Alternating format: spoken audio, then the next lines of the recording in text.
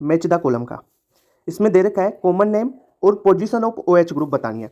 जैसे केटेकोल, रिसोर्सिनोल और क्यूनोल दे रखा है। पहले आप स्ट्रक्चर देख लो। केटेकोल में जो OH होता है ना, इस एक OH के रिस्पेक्ट में ऑर्थो पे आता है केटेकोल में, फिर आएगा ये मेटा पर, तो वो बन जाएगा रिसोर्सिनोल। अगर पेरा पे OH होगा इस एक OH के रेस्पेक्ट में, तो वो होगा क्यूनोल। ठीक है, तो केटेकोल में देखो दोनों OH की पोजीशन आप बताओ मेरे को। केटेकोल में क्या है, ये देखो अगर इसे 1 बोलते हैं तो ये 2 पे है ना केटेकोल में, तो केटेकोल हो गया 1 2। सही है। ए का फर्स्ट इसमें है, इसमें भी है, तो सेकंड में है और थर्ड में है। अब देख लो रिसोर्सिनोल, रिसोर्सिनोल में ये 1, ये 2 नंबर और ये 3 नंबर, यानी 1 3 पे हो गए OH, तो रिसोर्सिनोल में थर्ड आ गया।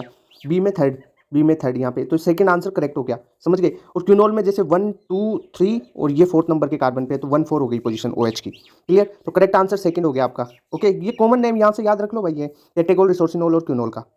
क्वेश्चन है असर्शन रीजन का। असर्शन दे रखा है N butyl chloride has lower boiling point than N butyl bromide. ये एन ब्यूटाइल क्लोराइड का बॉइलिंग पॉइंट कम होगा एन ब्यूटाइल ब्रोमाइड से। कारण क्या होता है कि अगर आप देखो मोलिकुलर मास पे, मोलिकुलर मास बढ़ेगा तो बॉइलिंग पॉइंट भी बढ़ेगा। अब आप मेरे को बता दो कि जो ब्रोमीन है और क्लोरीन है, किसका मोलिकुलर वेट ज्यादा होगा? भाई ब्रोमीन का मोलिकुलर वेट ज्यादा होगा, तो ब्रोमीन का मोलर मास ज्यादा, तो ब्रोमीन का बॉइलिंग पॉइंट ज्यादा होगा। तो क्वेश्चन में भी असर्शन यही दे रखा है कि एन ब्यूटाइल ब्रोमाइड का बॉइलिंग पॉइंट ज्यादा है, तो असर्शन तो करेक्ट हो गया। ठीक है, रीजन देख लो, the boiling point increase with increase in molar mass, correct है, तो रीजन भी करेक्ट हो गया और एक्सप्लेनेशन भी कर रहा है, तो आपका करेक्ट आंसर हो गया फर्स्ट। क्लियर। क्वेश्चन है arrange the following set of compound in the order of increasing boiling point. अब बॉइलिंग पॉइंट के इंक्रीजिंग ऑर्डर में आपको बताना है। क्या दे रखा है? पेंटेनॉल दे रखा है, ब्यूटेनॉल दे रखा है, ठीक है, butane 1 all, butane 2 all, ethanol, propanol और मेथेनॉल। तो देखो बॉइलिंग पॉइंट का कॉन्सेप्ट याद रखो, बॉइलिंग पॉइंट मोलिकुलर वेट बढ़ने पर बढ़ेगा, और ब्रांच अगर बढ़ती है ना तो जो बॉइलिंग पॉइंट है वो कम हो जाएगा। ठीक है, तो देखो सबसे ज़्यादा बॉइलिंग पॉइंट जिसका होगा, जिसका मोलिकुलर वेट ज़्यादा होगा, और ब्रांच सबसे कम होगी, पहली बात। तो अपन इंक्रीजिंग ऑर्डर पूछा है तो सबसे कम वाला देखते हैं। सबसे कम वाला आपका मेथेनॉल, सबसे कम एक कार्बन हो गया ना, तो मेथेनॉल। मेथेनॉल के बाद में एथेनॉल होगा, ठीक है, एथेनॉल है इसमें। अब एथेनॉल के बाद में 3 कार्बन देख लो, प्रोपेन 1 ओल, तो प्रोपेन 1 ओल भी है।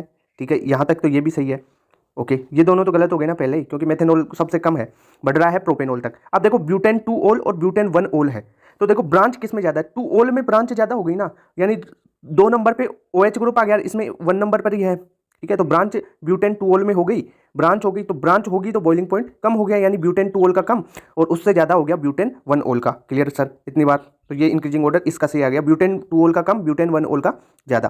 2 ओल का कम, फिर ये तो पेंटेन दे रखा है ना यहाँ पे, तो ये तो वैसे ही गलत हो गया, फर्स्ट आ गया। आप देखो ब्यूटेन से ज़्यादा मोलिकुलर वेट पेंटेन का है, पेंटेन 1 ओल का, तो पेंटेन 1 ओल का बॉइलिंग पॉइंट भी ज़्यादा हो गया, तो करेक्ट आंसर हो गया फर्स्ट। क्लियर बात। बॉइलिंग पॉइंट में ध्यान रखना, ब्रांचिंग के तो इन्वर्सली प्रोपोर्शनल होता है, मोलिकुलर वेट के डायरेक्टली प्रोपोर्शनल होता है। क्वेश्चन है एनिलीन की रिएक्शन NaNO2 और HCl के साथ करवाई है, इससे ए प्रोडक्ट बना। इस ए प्रोडक्ट की गर्म पानी के साथ वार्म H2O के साथ रिएक्शन करवाते हैं तो बी प्रोडक्ट मिलता है। अपने को ए प्रोडक्ट फाइंड करना है, ए प्रोडक्ट क्या बनेगा?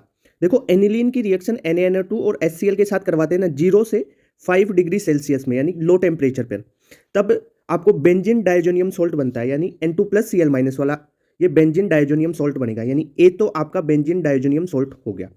अब बेंजीन डायजोनियम सॉल्ट पे आप अगर वार्म वाटर डालते हो ना, गर्म पानी डालते हो, तो ये फिनोल में कन्वर्ट हो जाता है और बी कंपाउंड आपका फिनोल बन जाएगा। तो क्वेश्चन में क्या पूछा है? क्वेश्चन में पूछा आपको ए, तो ए पूछा है तो ए तो बेंजीन डायजोनियम सॉल्ट बनेगा, यानी थर्ड आंसर होगा इसका।